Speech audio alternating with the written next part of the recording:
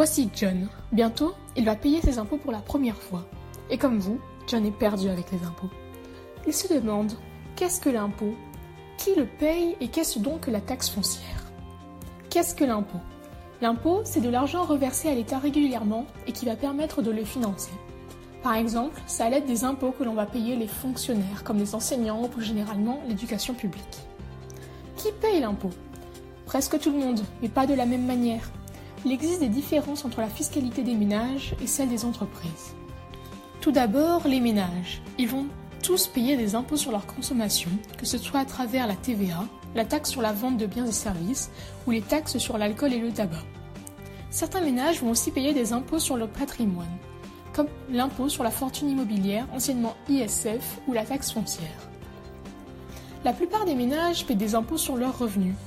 Il existe un barème prenant en compte les revenus de l'année écoulée. Par exemple, un ménage ayant reçu jusqu'à 9 807 € en 2017 ne sera pas imposable en 2018, tandis qu'un ménage ayant perçu plus de 153 793 € va lui être imposable à 45%, soit le maximum. Ainsi, 10% des Français les plus aisés vont représenter 74% de l'impôt récolté. En ce qui concerne les entreprises, elles vont être taxées sur leurs bénéfices, leur patrimoine, leurs possessions immobilières ainsi que sur leur valeur ajoutée. La valeur ajoutée, ça va être un indicateur financier exprimant la création de richesse brute d'une entreprise. Mais qu'est-ce que donc la taxe foncière dont on entend si souvent parler? La taxe foncière est un impôt sur la propriété d'un bien immobilier, à ne pas confondre avec la taxe d'habitation, qui est elle pour tous ceux qui disposent d'un bien immobilier à titre de résidence principale, qu'ils soient propriétaires ou locataires.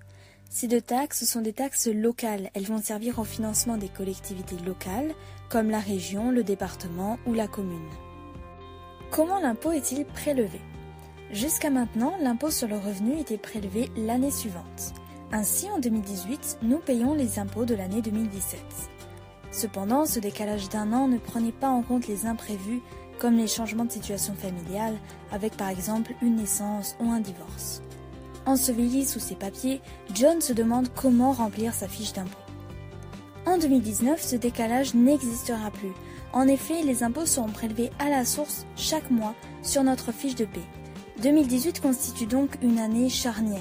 Cependant, ne vous méprenez pas, tout revenu exceptionnel sera bel et bien imposable en 2018. Comment définit-on un revenu exceptionnel? C'est un revenu qui, par sa nature, n'est pas susceptible d'être recueilli annuellement. Par exemple, des indemnités de rupture de contrat. Pour conclure, payer ses impôts est un devoir de citoyen qui, grâce au prélèvement à la source, sera beaucoup moins laborieux.